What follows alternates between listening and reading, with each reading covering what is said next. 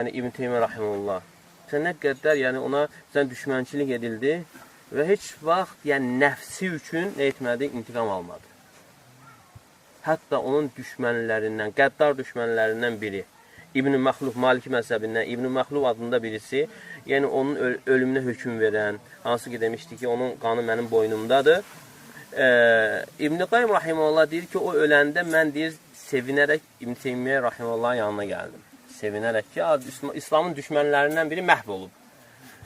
Və deyir, sevinmədi. İbn Teymiyyə rahimehullah deyir, bunu eşidəndə sevinmədi. Hətta məni acıladı və dedi ki, müsəlmanın deyir, ölümünə sevinmək olmaz. Və sonra getdi, deyir, onun ailəsinin yanına və onun evladlarına dedi ki, bugündən sonra mən sizin atanız yerindəyəm. Nə ehtiyacınız varsa mənə qaldıra bilərsiniz. Yəni, böyük insanlar deyir, bu cür olur. Bir dəfə onu döyürlər. İbn Teymiyyə rahimehullahı döyürlər və özünü güclə məscidə çatdırır. Və bunu da tanıyanlar var. Deyir, kimdir? Yəni, de bizə onun məsələsini həll eləyək. İbn Teymiyyə rahimehullah deyir ki, onlar deyir, düz eləyiblər. Necə yəni düz eləyiblər? Onda elə çıxır ki, onlar haqq üzərində, sən batil üzərində. Deyir ki, elə deyil. Deyir, onlar deyir, ictihad edərək məni döyüblər. Və hədisdə də gəl ki, hakim ictihad edərsə, səhv çıxarsa yenə bir sahabı var. Yəni onları düzgün çıxardır. Və belə misallar çoxdur. İbn Məsud radiyallahu anhu bir dəfə dükana gedir və əmmaməsinin bu qat olan hissəsinə pulunu qoyur və danışır və almaq istədiyi zaman pul çıxartmaq görür ki, pul oğurlanıb. Və deyir, siz nə deyirsiniz? Siz özünüz təsəvvür edin, gəlmişsən evə, pul qoyduğun yerdə yoxdur.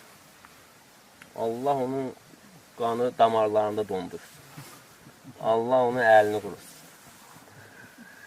Cəmaat dairəsi bir sözdür ki, bu əli kəsilməlidir, belə olmalıdır. Və İbn Məsud radiyallahu anh dua edir. Deyir, Allahım, əgər o insan ehtiyacından uğurluyubsa, ona bərəkət ver. Ehtiyacından uğurluyubsa, bərəkət ver. Yox, əgər günaha cürətindən uğurluyubsa, axırıncı günah elə. Yəni, bundan sonra uğurlamaz.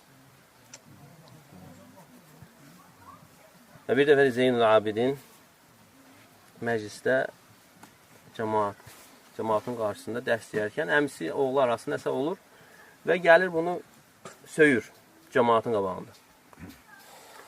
Və heç nə demir. Namazdan sonra, işadan sonra gelir qapısını döyür.